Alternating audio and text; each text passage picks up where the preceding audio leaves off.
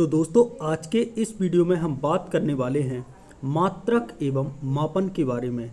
तो चलिए दोस्तों, और साथ ही हम गति के नियम को भी इस वीडियो में ही पढ़ लेंगे। तो ये हमारी पहली क्लास है और ये भौतिकी फुल कोर्स जो कि हिंदी मीडियम में रहने वाला है, इसकी ये पहली क्लास है और मैं लगातार क्लासें लेके आऊँगा। आपको कमेंट करते रहना है और मैं बिल्कुल आपको एकदम बेसिक से समझाऊँगा। तो चलिए दोस्तों, सबसे पहले पार्ट को शुरू करते हैं जिसका नाम है मात्रक विमाएं तथा गति के नियम। तो सबसे पहले दूरी की माप, क्योंकि इसे हमें समझना होगा कि दूरी को कैसे मापते हैं। तो किसी वस्तु द्वारा तय की गई कुल पथ की जो लंबाई है वह दूरी कहलाती है। किसी वस्तु द्वारा तय की गई कुल पथ की लंबाई है क्या कहलाती है? दूरी कहलाती है। दो निश्चित बिंदुओं के बीच की दूरी, ठीक है, ये लंबाई कहलाती है, या इसे ही हम विस्थापन भी कहते हैं। और बीच की न्यूनतम दूरी को विस्थापन कहते हैं। यहाँ पर ये लंबाई का है, ठीक है। इसके बाद है बड़ी दूरियों को मापने के लिए उपयोग की जाने वाली जो इकाइयाँ हैं वो एसआई इकाइयों की गुणज होती हैं। यानी कि बड़ी दूरियों को अपन मापते हैं तो उनमें उपयोग की जाने वाली जो इकाइयाँ रहती हैं वह एसआई इकाई की क्या रहती हैं? गुणज रहती है। जैसे डेका, हेक्टो, किलो, आगे हम आपको बिल्कुल जो आपके एग्जाम में आता है, जैसे कि मूल मात्रक और उनके मात्रक कौन कौन हैं, उन सभी के बारे में चर्चा करने वाले हैं। जो आपके मतलब आप ये मान लो कि आपके इस एक ही वीडियो में आपको 1 से 2 नंबर का फायदा डायरेक्ट के डायरेक्ट होने वाला है। छोटी दूरियों को मापने में उपयोग की जाने वाली जो इकाइयाँ होती हैं वह एसआई इकाइयों की उपगुणक होती हैं। जैसे कि मिली, सेंटी, डेसी, इन सभी के बारे में हम चर्चा करते हैं। सबसे पहले 10 की घात मतलब 10 की विभिन्न घातों के पूर्व लग्न तथा उनके संकेत ये हम आपको बताते हैं।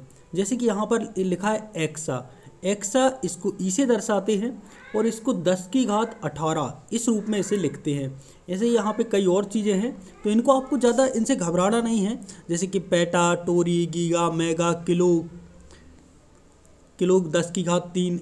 यहाँ पे जो इम्पोर्टेंट है मैं आपको वो बता देता हूँ। यहाँ पे देखिए इम्पोर्टेंट कहाँ तक है, बस इतना इम्पोर्टेंट है।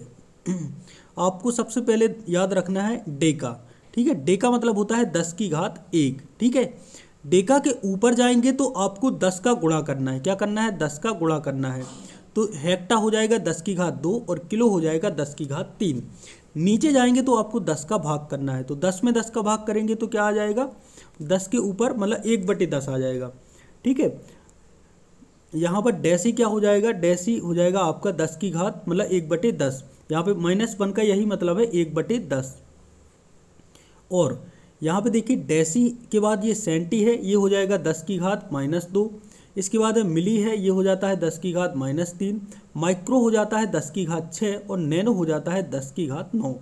ये सभी चीज़ें आपको दिमाग में रखनी है। बाकी आते हैं आप खगोलीय दूरी पर।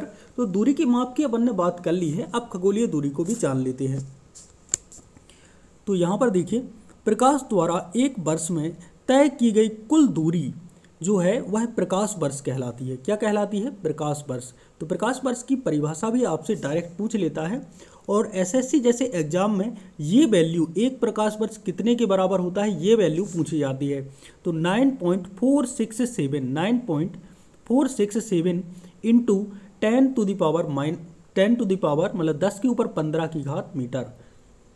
इसके बाद अगला प्रश्न है सूर्य और पृथ्वी के बीच बहुत लंबी दूरी इकाई के द्वारा मापी जाती है। तो ये खगोलीय इकाई कहलाती है। सूर्य और मतलब खगोलों के बीच की दूरी तो हम खगोलीय दूरी मतलब खगोलीय इकाई से मापेंगे, ठीक है।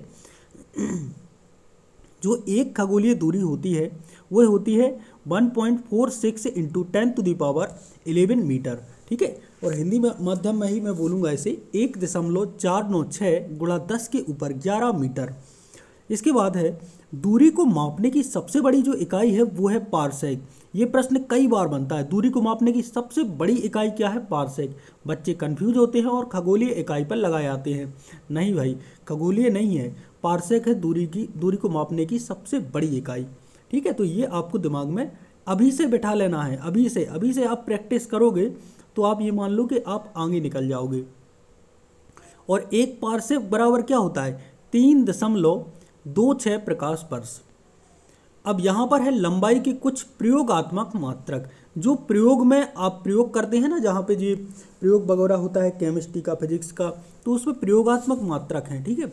जैसे कि एक फर्मी बराबर होता है 10 के ऊपर -15 मीटर, एक पिकोमीटर बराबर होता है 10 के ऊपर -12 मीटर, एक एंगस्ट्रॉम बराबर होता है 10 के ऊपर -10 मीटर, एक नैनोमीटर बराबर होता है 10 के ऊपर -9 मीटर, एक माइक्रोमीटर बराबर होता है 10 के ऊपर -6 मीटर, ठीक है। ये मीटर में है। और यदि एक माइक्रोमीटर यदि आपको डेसीमीटर में चाहिए है, ठीक है, माइक्रोमीटर आपको डेसीमीटर में चाहिए, तो फिर ये मतलब मिलीमीटर में चाहिए, तो आपको करना पड़ेगा 0.001 मिलीमीटर। मिलीमीटर ने माइक्रोमीटर भी बोल देते हैं इसी को।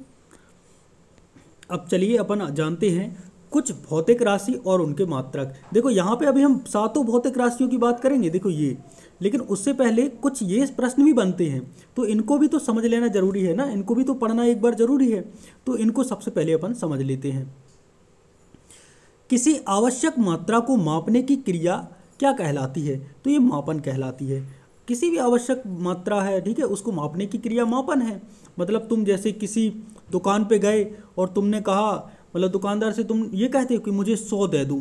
अब 100 क्या दे दूं? 100 मतलब दुकानदार पूछेगा क्या 100 चाहिए, तुम कहोगे मुझे 100 शक्कर चाहिए। 100 शक्कर नहीं, तुम बोलोगे 100 किलो शक्कर चाहिए। ये जो किलो है, यही आपको पढ़ना है कि किलो क्या है, ये मूल मात्रक क्यों है, ठीक है, ये चीज़ें आपको समझनी है। अब देखो, भौतिक विज्ञान में मापी जाने वाली कोई भी मात्रा भौतिक मात्रा कहलाती है। तो भौतिक विज्ञान में सिंपल सी बात है, कोई भी मात्रा अपन मापेंगे तो वो भौतिक मात्रा कहलाएगी। उदाहरण लंबाई, द्रव्यमान, समय आदि। लंबाई, द्रव्यमान और समय को मापने के लिए मुख्य रूप से 3 इकाइयों की प्रणाली है। MKS, इसको हम इंग्लिश में ऐसे MKS, देखो यहाँ पे लिखा है, मैं काय को टाइम बर्बाद करूँ आपका। देखो MKS, CGS और FPS, ठीक है। अब इनको भी थोड़ा थोड़ा आपको मतलब ज़्यादा डिटेल में नहीं जाना कि ये MKS CGS, क्योंकि इनसे सवाल नहीं बनते, लेकिन हाँ ऐसे बन जाता है। CGS और MKS सिस्टम को किस नाम से जाना जाता है? तो ये मैट्रिक सिस्टम कहलाते हैं, CGS और MKS। FPS प्रणाली को किस नाम से जाना जाता है? FPS को कहते हैं बिट्रिस प्रणाली, ठीक है। फुट पाउंड सेकेंड होता है FPS का फुल फॉर्म। इसी प्रकार से MKS प्रणाली, इसको स्टैंडर्ड इंटरनेशनल मतलब SI यूनिट कहते हैं। और यही जो MKS प्रणाली है, यही आपको पढ़ना है और यही प्रचलित है पूरी दुनिया में, ठीक है। MKS मतलब मीटर किलोग्राम सेकेंड, यहाँ पे ये दिया भी गया है, ठीक है। तो यही हमें पढ़ना है। अच्छा देखो, ये क्यों पढ़ना है ये भी आप लोगों को बता दूं। जैसे ये एक देश है, ये दूसरा देश है, ठीक है। अब इन दोनों के बीच में व्यापार होना है, जैसे इसको कुछ चीज़ यहाँ पे देनी है, ठीक है, और इस बंदे को कुछ चीज़ यहाँ पे देनी है, तो दोनों कुछ वजन रहेगा कोई भी चीज़ का, ठीक है। तो वो जो वजन रहेगा वो ये लोग अब SI पद्धति वाली यूनिट का प्रयोग करेंगे, ठीक है, SI मात्रकों का यूज करेंगे। ये है आपकी MKS प्रणाली, ठीक है। अब यहाँ पे ये मानिए CGS का मतलब होता है सेंटीग्राम, ग्राम नहीं, सेंटीमीटर, ग्राम और सेकेंड। MKS का मतलब होता है मीटर, किलोग्राम और सेकेंड। FPS का मतलब होता है फुट, पाउंड, सेकेंड। तो ये तीनों चीज़ें आपको अपने माइंड में बैठा देनी है। अब देखिए दोस्तों, यहाँ पे एक और छोटी सी पॉइंट है, इसको समझ लेना। लंबाई, द्रव्यमान और समय को मापने के लिए उपयोग किए जाने वाले माप को मौलिक माप या आधारी माप कहते हैं। अब यहाँ पे लिखा है मौलिक इकाइयाँ कितनी है, कुल मिला के 7 मौलिक इकाइयाँ हैं। इनको तो आपको अपनी रगों में, मतलब ये आपकी खून में बहनी चाहिए, ये 7 इकाइयाँ और उनके मात्रक, संकेत और विमा, क्योंकि यहाँ से प्रश्न बिल्कुल जब चाहे तब आ जाता है। अब ये माइक का पता नहीं क्या हो गया है, 1 मिनट रुक सकते हैं आप लोग।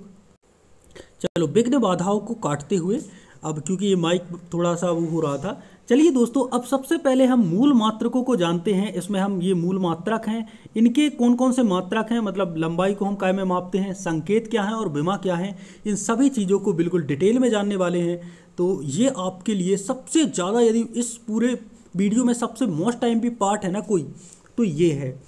और ये जो पार्ट है ना, ये आपकी रगों में वाकई में दौड़ना चाहिए। तो चलिए दोस्तों, सबसे पहला है नाम। मात्रक का क्या नाम है, थोड़ा सा मैं इसको एक प्रकार से एक रंग देने का नाम वो करता हूँ।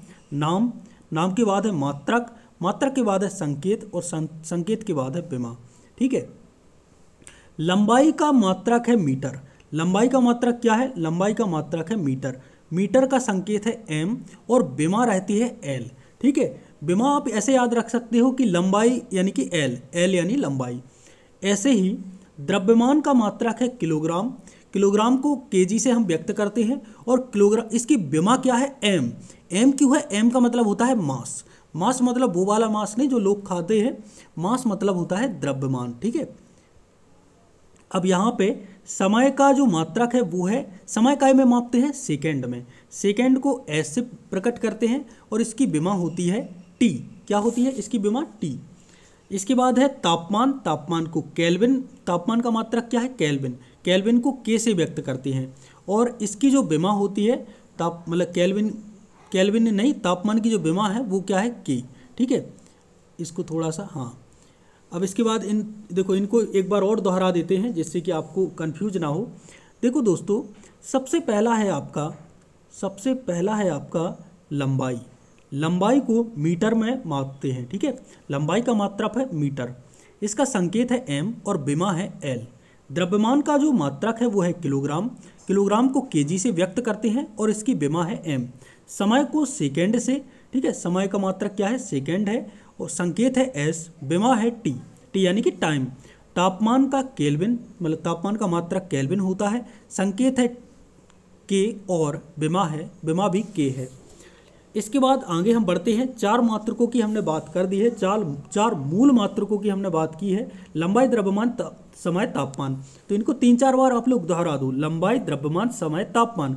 यहीं से प्रश्न बनता है आपसे। और फिजिक्स, आप लोग कहते हो कि फिजिक्स मुझसे नहीं बनती। अरे इतनी चीज़ें आपको पढ़नी है ना, बहुत ज़्यादा नहीं पढ़ना। मैं कम से कम मतलब 10 से 12 वीडियो लाऊंगा, 10 से 12 घंटे में आपकी फिजिक्स कंप्लीट करवा दूंगा। तो आपको बहुत ज़्यादा नहीं पढ़ना, लेकिन वो तो पढ़ना है जो एग्जाम में आता है। अब ये पूरे इस पार्ट में ये गति के नियम आगे पढ़ाऊंगा, वो बहुत ही ज़्यादा इंपॉर्टेंट है। ठीक है। और ये जो मैं आप लोगों को बता रहा हूँ मूल मात्रक, ये मोस्ट IMP है। ठीक है। अब आइए आगे बढ़ते हैं। तो आगे बढ़ते हैं, भगवान श्री हरिराम मतलब भगवान श्री कृष्ण का नाम लेते हुए तापमान को केल्विन में व्यक्त करते हैं और ये मैंने आप लोगों को बता दिया है। ठीक है। अब आते हैं आगे। धारा को मापते हैं एम्पियर में। धारा को काय में मापते हैं? एम्पियर में। एम्पियर को ए से व्यक्त करते हैं और इसका विमा है ए। ज्योति तीव्रता को कैंडेला, मतलब इसका SI मात्रक कैंडेला है और इसे CD से व्यक्त करते हैं और इसका जो विमा है वो है C। पदार्थ की मात्रा को मोल में मापते हैं। मोल को MOL ऐसे ही लिख देते हैं, और मतलब MOL ही लिख देते हैं मोल को। ठीक है। और इसकी जो विमा है वो है N। तो ये हमारे 7 मात्रक हो गए। ठीक है। 7 मात्रक को एक बार और मैं दोहराऊंगा, क्योंकि दोस्तों आपके दिमाग में यदि ये चीज़ें चढ़ गई ना, तो आप ये मान लो कि आप राजा बन गए।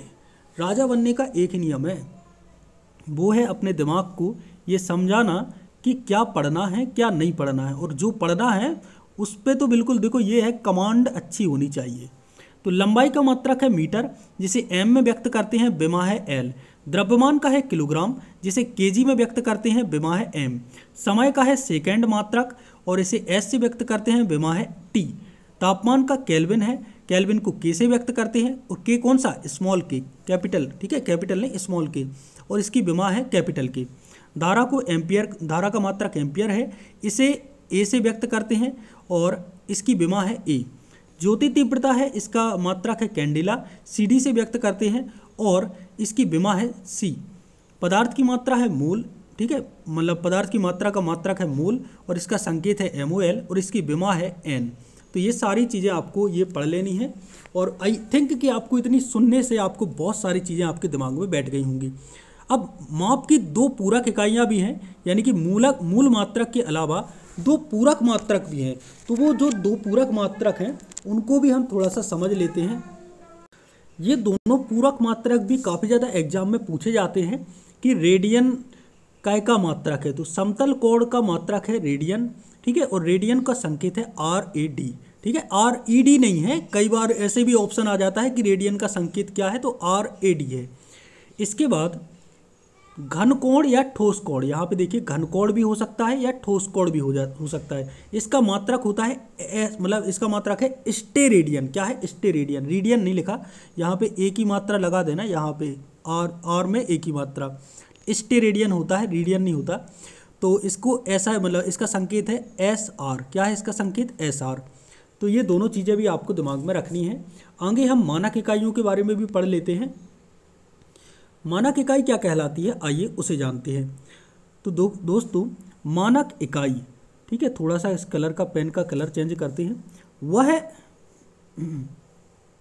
वह मापा गया मान जो किसी भी स्थान पर किसी के द्वारा भी मापने पर समान होता है, क्या कहलाता है? मानक इकाई कहलाता है, एसआई यूनिट कहलाता है। ठीक है, अब कुछ मात्रक हैं और उनकी विमाएँ हैं। ये थोड़ी सा ये पीडीएफ तिरछा है तो इस पे थोड़ा सा आपको एडजस्ट करना है। ठीक है, चलिए सबसे पहला है आपका क्षेत्रफल। क्या है? क्षेत्रफल। क्षेत्रफल का मात्रक होता है मीटर स्क्वायर, एम स्क्वायर। ठीक है, और इसकी विमा होती है एल स्क्वायर। आयतन का क्षेत्रफल होता है एम क्यूब, आयतन का एम क्यूब, मीटर का क्षेत्रफल का एम स्क्वायर। ठीक है, और आयतन की विमा क्या होती है? L cube. ठीक है, एल क्यूब। चाल का मात्रक होता है मीटर प्रति सेकेंड, यानी कि एम बटे एस भी लिख सकते हो इसे इनवर्स का मतलब यहाँ पे आप लोगों को एक चीज़ और बता दें, ये चीज़ कई लोग जो मतलब मैथ बैकग्राउंड से नहीं होंगे वो नहीं समझ पाएंगे। जैसे मैंने लिखा 2 की घात ऋण 1, तो मैं इसको 1/2 लिख सकता हूँ, 1/2 की घात 1, और इसको मैं ऐसे भी लिख सकता हूँ 1/2, क्योंकि 2 की घात 1 का मतलब ये है। तो यहाँ पर इस चीज़ को यहाँ पे यानी कि उन्होंने क्या किया है, 1/2 को 2 की घात 1 के रूप में व्यक्त कर दिया है। नहीं आया समझ में? चलो मैं एक बार और बताता हूँ। देखो दोस्तों यहाँ पे देखना, जैसे मैंने लिखा एम एस इनवर्स। ठीक है, तो मैं इसी को m/s की घात 1 लिख सकता हूँ, यानी कि ऋण की घात को यदि मुझे धन की घात बनाना है तो वो बटे में पहुँच जाएगा। और इसी को मैं लिख सकता हूँ m, यहाँ पे नहीं दिखेगा, इसी को लिख सकता हूँ मैं क्या, m/s। यही होता है मीटर प्रति सेकेंड। ठीक है, और इसे हम देखो ये इनवर्स ट्रिग्नोमेट्री है, 11वीं का ये पार्ट है, उसमें हम इनवर्स के बारे में ये पढ़ते हैं, लेकिन ये आपके 6वीं में भी आ जाता है, ये 6वीं 7वीं 8वीं में आता है। तो इसे हम पढ़ते हैं एम एस, यहाँ पे देखिए m/s पढ़ सकते हैं इसे हम। ठीक है, या फिर हम इसे पढ़ सकते हैं एम एस इनवर्स। ठीक है, एस इनवर्स 1, इसे ये भी पढ़ते हैं। तो चलिए दोस्तों यहाँ पर हमने चाल की बात कर दी है। सबसे पहले हमने देखो क्षेत्रफल की बात की, इसके बाद हमने आयतन की बात की और हमने चाल की बात की। अब इसके बाद है वेग। वेग का जो मात्रक होता है वो होता है मीटर प्रति सेकेंड, यानी कि यही होता है एम एस इनवर्स, और इसकी जो विमा होती है वो होती है एल टी इनवर्स। तो चाल और वेग एक ही बात है लगभग, आप ये मान सकते हैं। त्वरण का मतलब होता है एम एस इनवर्स 2, यहाँ पे इनवर्स 2 का मतलब है एस के ऊपर -2 की घात, यानी कि m/s स्क्वायर। और इसकी विमा क्या होती है? इसकी विमा होती है एल टी इनवर्स। इसके बाद है बल। तो बल का मात्रक होता है न्यूटन। ये कई बार, ये मोस्ट IMP लगा लेना दोस्तों, ये कई बार पूछा जाता है, बल का ऐसा ही मात्रक क्या होता है? न्यूटन। और इसकी विमा क्या होती है? ml t के ऊपर -2 की घात। ठीक है, ये मान लो, क्योंकि t इनवर्स 2 पढ़ेंगे हर बार इसे। इसके बाद है संवेग। संवेग को हम n-s से व्यक्त करते हैं, और यहाँ पे देखिए संवेग की जो विमा होती है वो होती है ml/t इनवर्स। इसके बाद है आवेग। आवेग को हम किलोग्राम मीटर s इनवर्स से व्यक्त करते हैं, मतलब मीटर s इनवर्स से व्यक्त करते हैं, और इसकी विमा होती है ml/t इनवर्स। दाब को हम kg मीटर इनवर्स और s इनवर्स से व्यक्त करते हैं, इसकी विमा होती है ml इनवर्स और t इनवर्स। पृष्ठ तनाव को हम kg s इनवर्स से मतलब s इनवर्स 2 से व्यक्त करते हैं, और इसकी जो विमा होती है ml इनवर्स 2। घनत्व को हम kg m-3 से व्यक्त करते हैं, मतलब m इनवर्स 3 से व्यक्त करते हैं। इसके बाद कोणीय वेग को हम s इनवर्स से व्यक्त करते हैं, s के ऊपर 1 की घात रहती है, और यहाँ पे देखिए यहाँ पे उल्टा लिख गया है, यहाँ पे 1 पीछे रहना चाहिए, -1। कार्य को हम केजी, मीटर स्क्वायर, और इनके हम आगे जो पढ़ेंगे ना इनके इन पार्टों को, तो मैं अच्छे तरीके से बता दूंगा। अभी मैं ऊपर ऊपर से ये चीज़ें बता रहा हूँ क्योंकि ये आपके पल्ले भी नहीं पड़ने वाले हैं और आप लोग इसमें बोर होने वाले हैं। इसके बाद है कोणीय विस्थापन, जिसको मात्रक है रेडियन, और ये विहीन होता है, मतलब इसमें विमा नहीं होती है, तो ये आपको दिमाग में रखना है। शक्ति को जूल या एस या वाट में नापते हैं, ठीक है, और इसकी विमा होती है ml² और T−3। इसके बाद है बल आघूर्ण, इसे न्यूटन मीटर में नापते हैं, ये भी मोस्ट IMP है। बल आघूर्ण को क्या में नापते हैं? न्यूटन मीटर में, ठीक है, न्यूटन माइनस मीटर, मतलब न्यूटन प्रति मीटर होना चाहिए था यहाँ पे। इसके बाद है गुरुत्वाकर्षण नियतांक, इसको न्यूटन में अपन नापते हैं।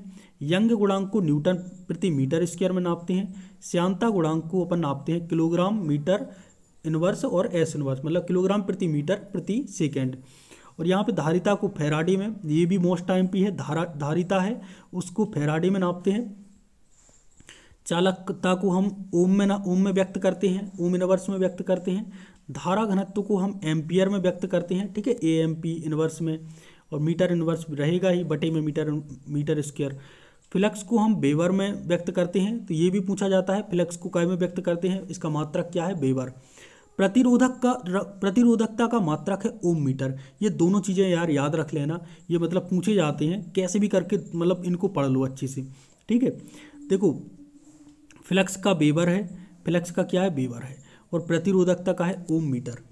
इसके बाद है गुप्त ऊष्मा, इसको जूल प्रति किलोग्राम में मापते हैं, मतलब इसका मात्रक है। कोणीय संवेग का है किलोग्राम मीटर इनवर्स 2 और एस इनवर्स 2, या किलोग्राम प्रति मीटर स्क्वायर और एस प्रति सेकेंड। यहाँ पे है जड़त्व आघूर्ण, इसको किलोग्राम मीटर स्क्वायर में मापते हैं, और भार को केजी किलोग्राम मीटर और बटे में करेंगे सेकेंड का स्क्वायर, मीटर प्रति सेकेंड स्क्वायर, ठीक है। इसके बाद अब हम डायरेक्ट इनको पढ़ने वाले हैं, क्योंकि इससे आप लोग बोर भी हो जाते हो, लेकिन इसमें जो IMP चीज़ें थी मैंने आपको वो बता दी हैं, उनको आपको समझना जरूर है। अब हम जानेंगे समान मात्रक तथा समान विमीय सूत्र वाले जो भौतिक राशियाँ हैं, उनको आज हम समझने वाले हैं। तो दोस्तों बात कुछ ऐसी है कि चाल और वेग है, इनकी जो विमीय सूत्र है, ठीक है, इनका जो विमीय सूत्र है। अब देखो चाल और वेग का मात्रक क्या होता है? मीटर प्रति सेकेंड, या इसको मीटर एस इनवर्स भी कर देते हैं, तो ये मान लो या ये मान लो, एक ही बात है, ठीक है। तो ये बात आपको दिमाग में रखनी है। दूसरी बात ये है कि चाल और वेग का जो भौतिक मतलब इसकी विमा है वो होती है L/T भी लिख सकते हैं, या L/T−। भार और बल की जो पहले भार और बल का ऐसा ही मात्रक क्या होता है? न्यूटन, ठीक है, और इसका जो विमा होती है mL/T−2। प्लांक नियतांक और कोणीय संवेग का जो प्लांक नियतांक है और जो कोणीय संवेग है, ठीक है, इसका एक प्रकार से आप ये मान लो कि विमा क्या होती है? समान होती है।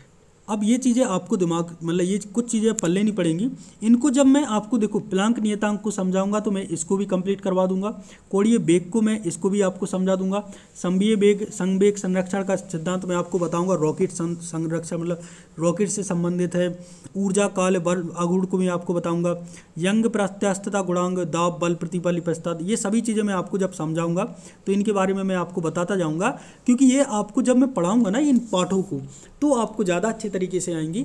यहाँ से आप लोगों को क्या होगा? कन्फ्यूजन की स्थिति पैदा हो सकती है।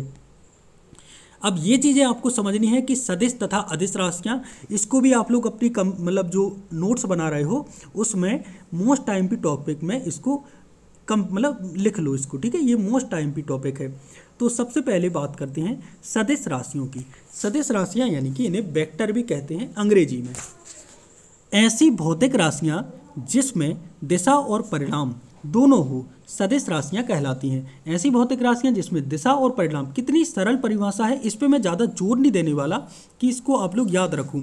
ऐसे याद देखो, भौतिक राशियाँ हैं, सदिश राशि है तो कौन सी राशि है? भौतिक राशि है। हम भौतिक विज्ञान पढ़ रहे हैं, जिसमें दिशा चाहिए और परिमाण चाहिए, ठीक है, वो सदिश राशियाँ कहलाती हैं।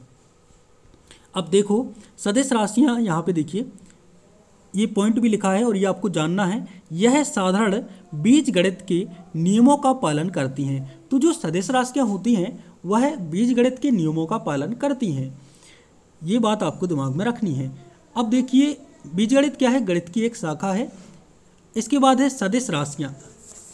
अरे यार सदिश राशियों का, अच्छा ये उदाहरण है सदिश राशियों की, मैंने सोचा कि सदिश राशियाँ 2 बार आ गया। ये उदाहरण है सदिश राशियों के। विस्थापन आपकी सदिश राशि है, वेग आपकी सदिश राशि है, त्वरण आपकी सदिश राशि है, विद्युतीय क्षेत्र आपकी सदिश राशि है, बल आपकी सदिश राशि है, संवेग आपकी सदिश राशि है, आवेग आपकी सदिश राशि है और चुंबकीय क्षेत्र ये भी आपकी सदिश राशि है। तो ये सारी की सारी राशियाँ आपकी सदिश राशियाँ हैं और इनको अच्छे से दिमाग में बैठा लेना भाइयों, क्योंकि यहाँ से डायरेक्ट प्रश्न बनता है कि सदिश राशियाँ क्या हैं। अब देखिए सदिश राशियों की तो बात हमने कर ली, अब बात करते हैं हम अदिश राशियों की। तो ऐसी भौतिक राशियाँ जिनमें केवल परिणाम की आवश्यकता होती है, दिशा की नहीं। देखो सदिश राशियों में सबकी ज़रूरत थी, परिणाम की भी ज़रूरत थी और दिशा की भी ज़रूरत थी। सा से सदिश और सा से सब ज़रूरत था, परिणाम भी और दिशा भी, ठीक है। परिणाम नहीं, परिमाण और दिशा भी। अदिश राशियों में परिणाम की आवश्यकता होती है लेकिन दिशा की कोई ज़रूरत नहीं होती है। इसलिए अदिश राशियों में देखिए कौन कौन आता है। यह साधारणतः बीजगणित के नियमों का पालन नहीं करती है। अदिश राशियाँ बीजगणित के नियमों का पालन नहीं करती हैं। अदिश राशियों में कौन कौन आता है। द्रव्यमान आता है, इसे अंग्रेजी में स्केलर कहते हैं। इसका उदाहरण कौन कौन से है। द्रव्यमान, कार्य, ऊर्जा, शक्ति, क्षेत्रफल, घनत्व, चाल, दाब, आयतन, दूरी, समय, विभव, ताप, धारा, ये सभी अदिश राशियों के उदाहरण हैं। तो चलिए दोस्तों अब बात कर लेते हैं। यहाँ पे देखिए सदिशों के परिणाम का निरूपण है। अब देखो सदिशों के परिणाम का निरूपण किस प्रकार से होता है इसे भी जान लो, और सदिशों के जोड़ का जो त्रिभुज का नियम है वो भी क्या होता है। तो ये जो नियम है ये क्या होता है, आर, ये वेक्टर है, ये ऊपर जो चिन्ह लगा है ना तीर वाला, इसको वेक्टर पढ़ते हैं। तो आर वेक्टर बराबर होता है ए वेक्टर धन बी वेक्टर, ठीक है। और सदिशों के जो जोड़ का जो समानांतर जो चतुर्भुज का जो नियम है ये ज़्यादा इंपॉर्टेंट नहीं है, लेकिन इसको सूत्र वगैरह याद करना जरूरी रहता है क्योंकि ये कभी कभी आ जाता है। यदि कोई दो सदिश ए और बी एक दूसरे को कोण थीटा पर हों, ठीक है, एक दूसरे से कोण थीटा पर हों, तो उसके परिणामों का परिणाम जो होता है वो होता है आर बराबर A square plus B square plus 2ab cos theta, जहाँ पे कॉस थीटा की मान ऋण 1 से ज़्यादा हो या बराबर हो और 1 से कम हो, ठीक है, या बराबर हो। अब हम बात करने वाले हैं सरल रेखीय गति के बारे में। आगे हम न्यूटन के बहुत ही 3 मतलब इसके बाद हम न्यूटन के नियम ही पढ़ेंगे, लेकिन ये सरल रेखीय गति है, इसको भी थोड़ा सा समझ लो क्योंकि ये भी आपके एग्जाम के पॉइंट ऑफ व्यू से मोस्ट टाइम टॉपिक है।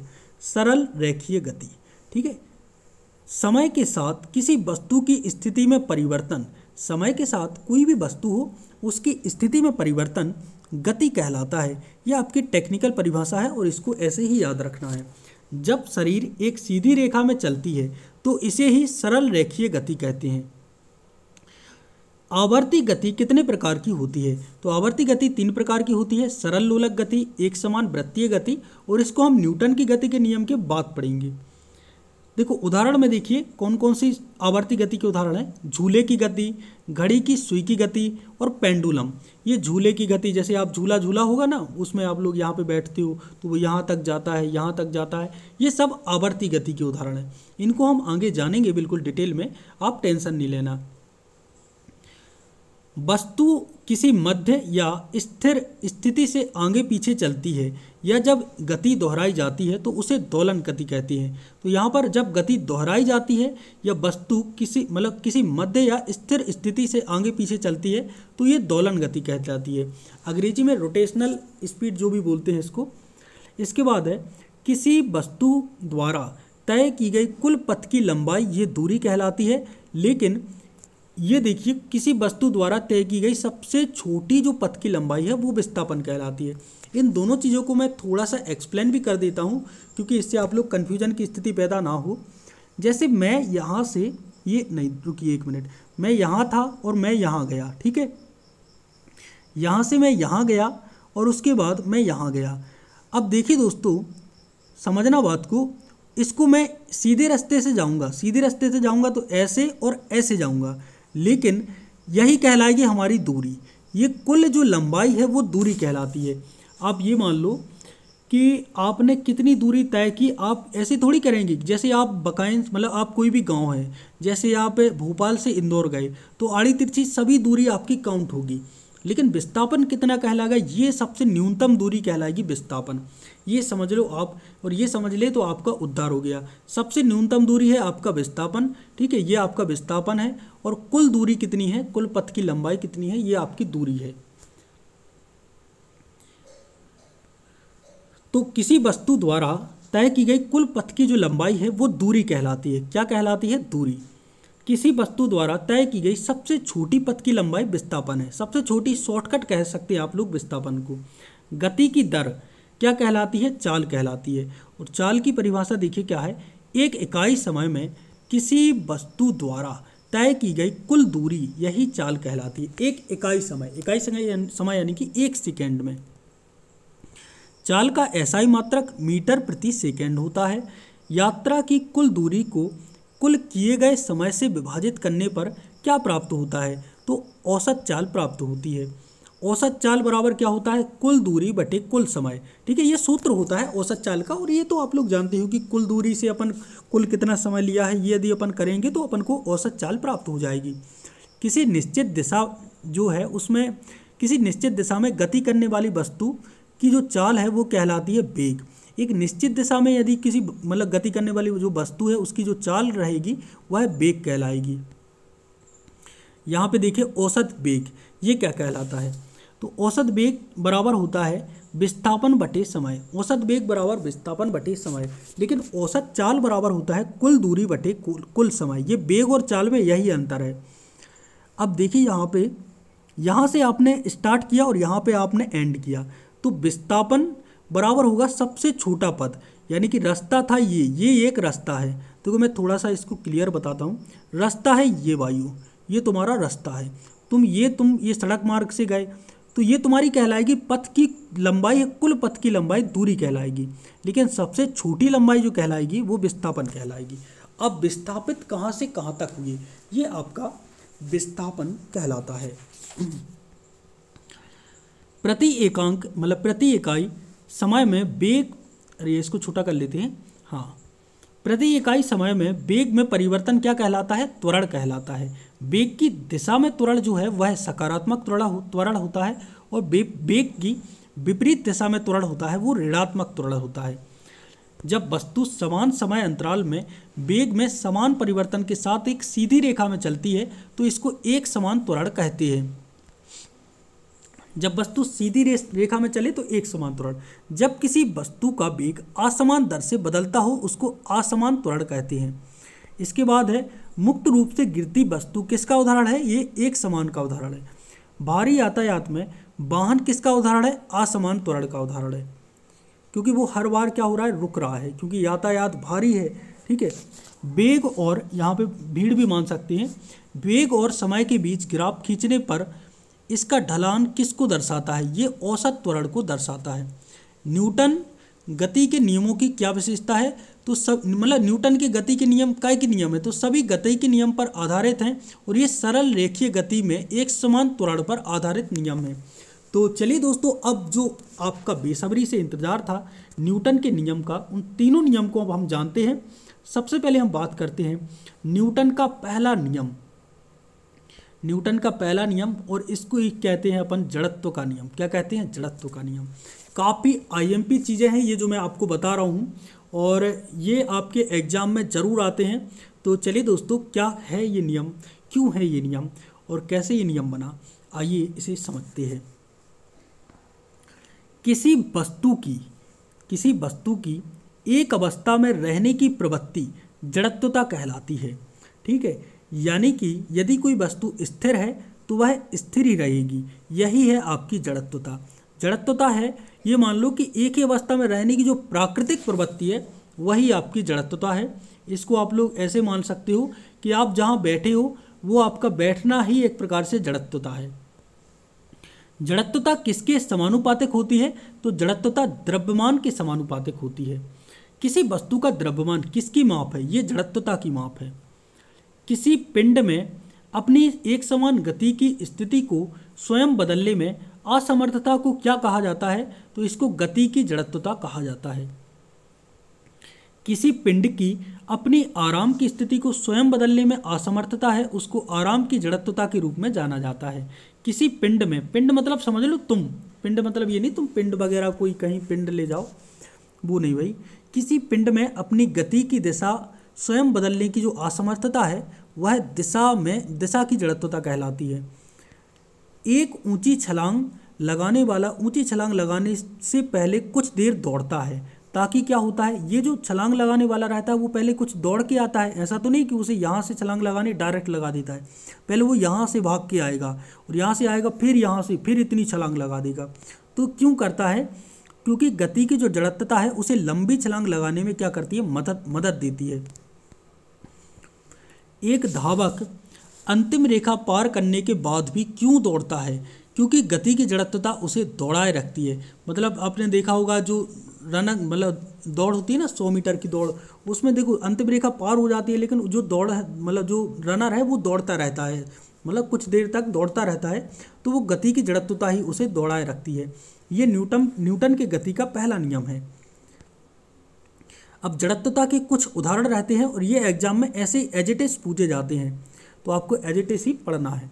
देखो, चलती बस में अचानक ब्रेक लगने से यात्री आगे की ओर झुक जाता है, ये न्यूटन की गति का पहला नियम है, यानी कि जड़त्वता का नियम है।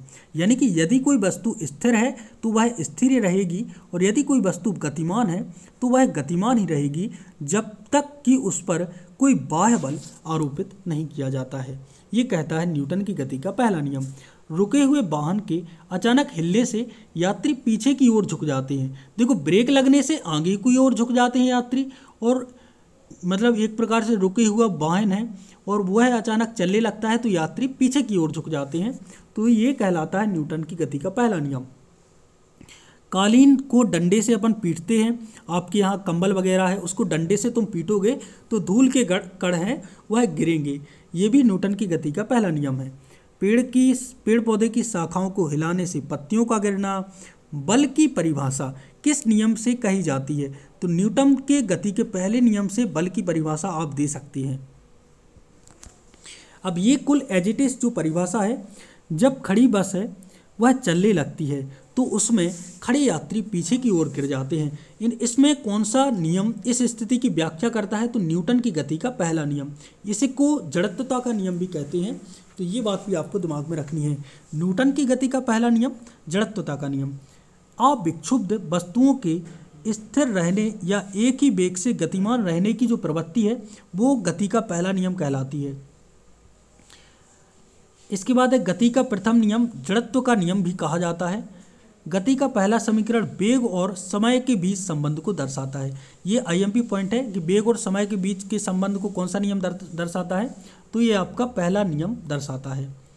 इसके बाद है जहाँ भी अंतिम वेग है और u प्रारंभिक वेग है, ए क्या है, त्वरण है, और टी क्या है, समय है। अच्छा, ये मैंने ये बताया नहीं और मैं ये डायरेक्ट इस पे आ गया। तो देखो, गति का जो पहला समीकरण है वो क्या कहलाता है, वो है माइनस भी बराबर होता है u प्लस ए टी। क्या होता है, u प्लस ए टी। ये आपका गति का पहला समीकरण, जहाँ पर v अंतिम वेग है, u क्या है, प्रारंभिक वेग, ए क्या है, त्वरण है, और t क्या है, समय है। अब देखिए दोस्तों, अच्छा हाँ, अब गति के देखो दूसरे नियम पर आ जाते हैं अपन डायरेक्ट। तो न्यूटन की गति का दूसरा नियम, तो ये है न्यूटन, अरे यार इसमें तो थोड़ा दिक्कत आ रही, न्यूटन की गति का दूसरा नियम। तो देखिए, गति का दूसरा नियम स्थिति और समय के बीच संबंध को दर्शाता है। तो देखो, पहला जो नियम था वो वेग और समय के बीच संबंध को दर्शाता, लेकिन अब दूसरा नियम है वो स्थिति और समय के बीच संबंध को दर्शाता है। तो देखिए दोस्तों, यहाँ पर आप ये मान लो कि यदि, अरे यार इसको मैं चश्मा क्यों बना रहा हूँ, ये मान लो गति का जो दूसरा नियम है वो, इसका सूत्र देखिए पहले तो, s बराबर होता है ut प्लस 1/2 at स्क्वायर, यानी कि s विस्थापन है, u प्रारंभिक वेग है, a त्वरण है, t समय है। बल का सूत्र किस नियम से प्राप्त होता है, तो न्यूटन की गति के दूसरे नियम से बल का सूत्र प्राप्त होता है। बल का सूत्र क्या होता है, F गुणा ma। इस सूत्र को याद रख लेना, आगे हम न्यूमेरिकल जब सवाल करते हैं तो ये काफ़ी इंपॉर्टेंट होता है। F बराबर m इंटू ए क्या है, त्वरण है, ए क्या है, त्वरण है, ठीक है, पिंड का त्वरण है, और m है द्रव्यमान। किसी वस्तु के संवेग में परिवर्तन की दर बल की दिशा में लगाए गए असंतुलित बल के समानुपाती होती है, ये कहलाता है गति का दूसरा नियम। एक बार और इसे दोहरा लेते हैं। अरे यार ये क्या हो रहा है। हाँ, किसी वस्तु के संवेग में परिवर्तन की जो दर है वो बल की दिशा में लगाए गए असंतुलित बल के समानुपाती होती है, ये गति का दूसरा नियम ये बात कहता है। किसी वस्तु के संवेग में परिवर्तन केवल बल के परिमाण से निर्धारित नहीं होता, ये भी दूसरा परिवर्तन मतलब नियम कहता है। तो इन दोनों चीज़ों को आप 2 बार दोहरा लेते हैं, इससे आपको दिमाग में ये बातें चढ़ जाएंगी। तो किसी वस्तु के संवेग में परिवर्तन की जो दर रहेगी वो बल की दिशा में लगाए गए जो असंतुलित बल है उसके समानुपाती होती है, उसके समान अनुपात में होती है। और किसी वस्तु में संवेग परिवर्तन जो रहेगा वह केवल बल के परिमाण से निर्धारित नहीं होता है, ये गति का दूसरा नियम कहता है। तो क्रिकेट में जब कोई क्षेत्ररक्षक तेज गति से आती गेंद को पकड़ता है तो वह अपने हाथ पीछे खींच लेता है और गेंद को पकड़ लेता है, ये न्यूटन की गति का दूसरा नियम माना जाता है। अब देखिए न्यूटन की गति के दूसरे नियम हैं, इसके कुछ उदाहरण हैं, इनको आपको एज इट इज समझना है। ठीक है, देखो आपको उदाहरण से ऐसे ही समझ में आ जाएगा, क्योंकि एक उदाहरण आपको याद हो गया ना। आप ये मान लो कि आपको नियम याद हो गया, जैसे कि टेनिस की गेंद की तुलना में क्रिकेट की गेंद से अधिक चोटें लगती हैं, तो ये न्यूटन की गति के दूसरे नियम से संबंधित है। गद्दे की तुलना में फर्श पर तुम गिर जाओगे तो चोट लगने में ज़्यादा खतरा होता है, ये न्यूटन की गति का दूसरा नियम है।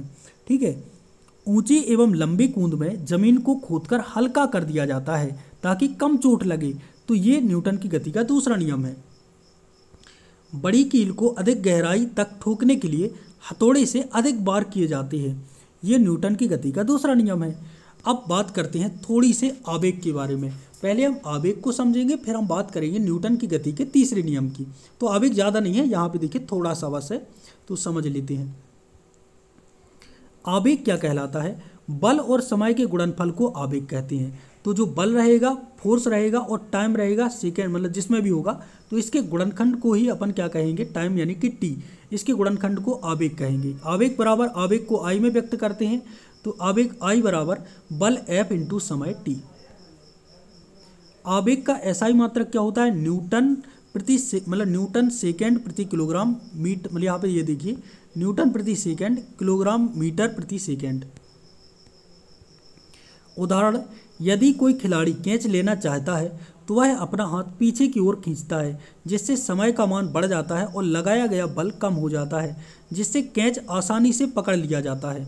तो दोस्तों यदि कोई खिलाड़ी कैच लेता है तो वह अपना हाथ पीछे की ओर खींचता है, जिससे क्या होता है? समय थोड़ा सा बढ़ जाता है। ठीक है, मतलब 0.001 सेकेंड भी बढ़ता है और लगाया गया जो बल है वह कम हो जाता है, गेंद का जो बल है वह कम हो जाता है, तो कैच आसानी से पकड़ लिया जाता है और जो कैच पकड़ते हैं और उसमें चोट भी नहीं ज़्यादा लगती।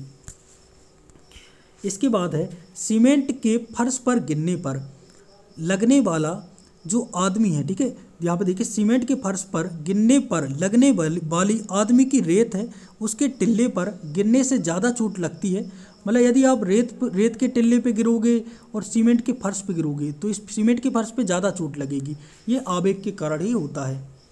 न्यूटन की गति का तीसरा नियम, आइए न्यूटन की गति के तृतीय नियम को समझ लेते हैं। ये बहुत ही आईएमपी है और ये बहुत ही सरल भी है। सरल ऐसे है क्योंकि ये बोलता है कि प्रत्येक क्रिया के विपरीत एक मतलब प्रत्येक क्रिया के विपरीत और समान एक प्रतिक्रिया होती है। तो देखिए जब माफ कीजिएगा, जब बंदूक से गोली चलाई जाती है तो बंदूक विपरीत दिशा में एक बल आरोपित करती है, और यह जो बल है यही न्यूटन की गति के किस नियम को दर्शाता है? तो ये बल है, ये न्यूटन की गति के तीसरे नियम को दर्शाता है। प्रत्येक क्रिया बल में एक समान और विपरीत प्रतिक्रिया बल होता है जो एक साथ कार्य करता है। यह एक प्रकार से न्यूटन की गति का तीसरा नियम है। प्रत्येक क्रिया बल में एक समान तथा विपरीत प्रतिक्रिया बल होती है, ये न्यूटन का गति का तीसरा नियम ये बात कहता है। जब एक वस्तु किसी वस्तु पर बल लगाती है तो दूसरी वस्तु भी पहली वस्तु पर समान बल और विपरीत बल लगाती है। यह न्यूटन की गति का तीसरा नियम है। अब यहाँ पे देखिए न्यूटन का कौन सा नियम बल की प्रकृति को प्रकट करता है? तो बल की प्रकृति को प्रकट करता है तीसरा नियम। पहला नियम जड़त्व का नियम था, ठीक है। दूसरा जो नियम था तीसरा मतलब देखिए, पहला नियम था वो जड़त्व का नियम था, दूसरा नियम था वो आपको एक प्रकार से स्थिति और समय के बीच संबंध दर्शाता है, तीसरा नियम है ये बल की प्रकृति को प्रकट करता है। न्यूटन के गति का तीसरा नियम, इसके उदाहरण, एक महिला कुएं से पानी निकाल रही है, रस्सी टूट जाए, तो देखो ये एक कुआं है, ठीक है, ये एक महिला है, देखो ये एक महिला है, ठीक है, और यहाँ से ये रस्सी यदि टूट जाए तो महिला पीछे की ओर जाएगी, ठीक है, ये पीछे की ओर जाती है, पीछे की ओर गिर जाती है, ये तीसरे नियम का ही एक प्रकार से परिणाम है।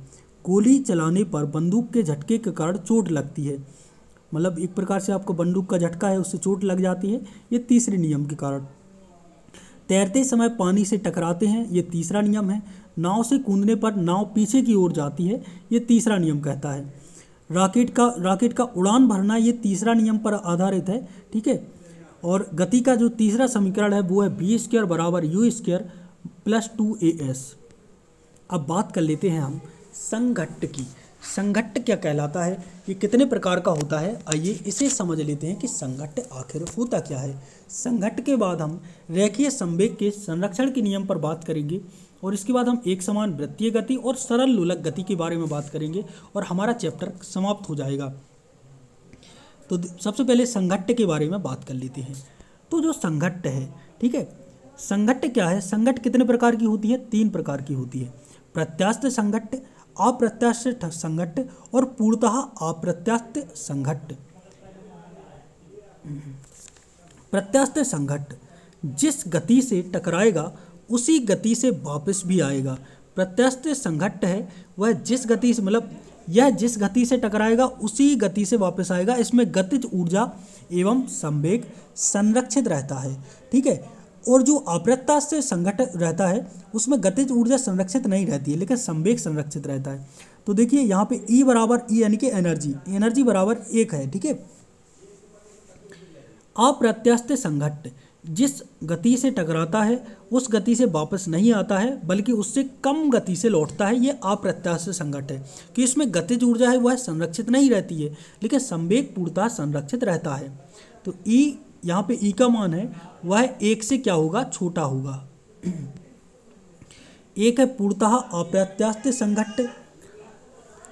पूर्णतः अप्रत्यास्थ संघट्ट जब कोई वस्तु किसी दूसरी वस्तु से टकराएगी तो वह उस वस्तु से चिपक जाएगी और आपस में जुड़कर एक हो जाएगी और एक ही गति से चलने लगेगी, और उसमें गतिज ऊर्जा संरक्षित नहीं रहेगी, लेकिन संवेग संरक्षित रहेगा। इसमें E बराबर 0 होता है और ये कहलाता है पूर्णतः अप्रत्यास्थ संघट्ट। तो ये तीनों चीज़ें संघट्ट हैं। संघट्ट यानी कि एक प्रकार से टकराना, चिपकना, एक दूसरे से मतलब लगना, ये कहलाता है संघट्ट। अब देखिए रेखीय संवेग के संरक्षण के नियम, और इसके बाद हम पढ़ेंगे एक समान वृत्तीय गति। तो रेखीय संवेग के संरक्षण के नियम को जान लो। कौन सा सिद्धांत न्यूटन की गति के तीसरे नियम का दूसरा रूप है। रेखीय जो संवेग है उसके संरक्षण का जो नियम है ये न्यूटन की गति के तीसरे नियम का ही एक रूप है। गति के तीसरे नियम के सभी उदाहरणों में से निम्न द्वारा समझाया जा सकता है। ये रैखिक संरक्षण का जो नियम है यह अपन न्यूटन की गति के तीसरे नियम के सभी उदाहरणों से इसे समझा सकते हैं। ये क्या कहलाता है, यदि किसी प्रणाली पर कोई बाहरी असंतुलित बल कार्य नहीं करता तो इस प्रणाली का कुल जो रेखीय संवेग है वह संरक्षित रहता है। कोई बाहरी बल आरोपित ना हो तो रैखिक जो संवेग है वह संरक्षित रहता है। देखिए जैसे संघट्ट से पहले m1 है, m2 है, 2 पिंड हैं, ठीक है, m1 मास का, m2 मास का, ठीक है। तो यहाँ पे देखिए क्या होता है, और इन दोनों को अपन टकराते हैं तो इन दोनों के मध्य कोई बल कार्य करता है, ठीक है। टकराने के बाद, संघट्ट के बाद और संघट्ट के दौरान m1 u1 ये कुछ समीकरण हैं यहाँ पर दिए गए हैं, इनको अपन को ज़्यादा डिटेल में नहीं जानना। यहाँ पे देखिए दो वस्तुएं जब टकराएंगी, ये मान लो दो वस्तुएं जब टकराएंगी तो उनके बीच क्या होगा, एक प्रकार से दोनों ही अपने अपने मतलब एक दूसरे को आकर्षित करेंगी और दोनों ही एक प्रकार से दोनों में ही एक दूसरे पर बल लगाएंगी। यही है संघट्ट का मतलब एक प्रकार से रेखीय संवेग के संरक्षण का नियम। एक समान वृत्तीय गति। अब एक समान वृत्तीय गति क्या कहलाती है, आइए इसे जान लेते हैं। वृत्ताकार गति जिसमें कण की गति स्थिर रहती है एक समान वृत्तीय गति कहलाती है, जो बल रहता है वह कण के वेग के समकोण पर लगातार किस गति में कार्य करता है, ये एक समान गति में कार्य करता है। यदि कोई पिंड त्रिज्या r के वृत्ताकार पथ के चारों ओर एक बार घूमने में t सेकेंड लेता है तो वेग भी इस प्रकार दिया जाता है, v बराबर क्या होगा 2πr/t। किस गति में अभिकेंद्रीय त्वरण की दिशा है प्रत्येक क्षण बदलती रहती है एक समान वृत्ताकार गति में। जब कोई पिंड एक समान गोलाकार गति करता है तो क्या बदल जाता है, प्रत्येक बिंदु पर केवल दिशा बदल जाती है। ये एक समान गति का उदाहरण है क्योंकि इसमें क्या होगा, वृत्तीय गति चलेगी। यहाँ पे ये मानिए कि ये है गति की दिशा, ठीक है, ये गति है और ये त्वरण है। इसको ज़्यादा डिटेल में जब हम आपको वृत्तीय गति के बारे में जब नेक्स्ट क्लास में पढ़ाएंगे ना तो इन चीज़ों को डिटेल में पढ़ा देंगे। अभी आप ऊपर का इन चीज़ों को समझ लो। तो एक समान वृत्तीय गति के दौरान क्या परिवर्तित नहीं होता है, वेग, द्रव्यमान और गतिज ऊर्जा, ये परिवर्तित नहीं होता है। किसी वस्तु का जो वृत्त है, अब देखिए दोस्तों यहाँ पर ये कुछ चीज़ें हैं, ये आपको अभी थ्योरिकल पढ़ लेना, क्योंकि दोस्तों अभी थोड़ा सा क्या है कि वीडियो लंबा चला जाएगा और अपने पास डाटा की थोड़ी सी शॉर्टेज चल रही है। तो यहाँ से देखिए ये चीज़ें आपको पढ़नी है, तो मैं आपको यहाँ पे बता देता हूँ। सरल लोलक गति का मैं आपको परिभाषा बता देता हूँ। वह गति जो एक निश्चित समय अंतराल में बार बार दोहराई जाती है आवर्त गति कहलाती है, ठीक है। और वह गति जहाँ त्वरण विस्थापन के समानुपाती होता है लेकिन विस्थापन की जो दिशा है वह त्वरण की दिशा के विपरीत होती है, सरल लोलक गति कहलाती है, ठीक है। एक दोलन पूरा करने में जो समय कहलाता है वो आवर्तकाल कहलाता है। आवर्तकाल समय की SI मात्रक सेकेंड होती है। प्रति इकाई में समय की दोलनों की कुल संख्या आवृत्ति कहलाती है। आवृत्ति क्या होता है, 1/आवर्तकाल यानी कि समय। और ये m मास का ये पिंड वगैरह है और इन चीज़ों को मैं समझाऊंगा नेक्स्ट क्लास में। यहाँ पे कुछ और चीज़ें हैं यहाँ पे दी गई हैं और ये कुछ एग्जाम अभ्यास भी हैं, ठीक है। जैसे ऋणात्मक त्वरण किस के विपरीत दिशा में होता है, तो ऋणात्मक त्वरण है ये वेग के विपरीत दिशा में होता है, ठीक है। ये कुछ न्यूमेरिकल हैं, ये आपको मैं आप लोगों को बता दूंगा। तो यहाँ पर अभी मैं वीडियो से लेता हूँ अलविदा। आई थिंक कि आपको ये वीडियो पसंद आया होगा। तो मिलते हैं एक और नए वीडियो के साथ, तब तक के लिए जय सिया राम। और ये पहली क्लास अभी समाप्त नहीं हुई है, आप ये मान लो कि आखिर के पॉइंट को और नेक्स्ट क्लास के जो पॉइंट है उन सभी चीज़ों को मैं लेके आऊँगा। तो मिलते हैं एक और नए वीडियो के साथ, तब तक के लिए जय सिया राम। वीडियो कैसा लगा कमेंट बॉक्स में ज़रूर बताइएगा।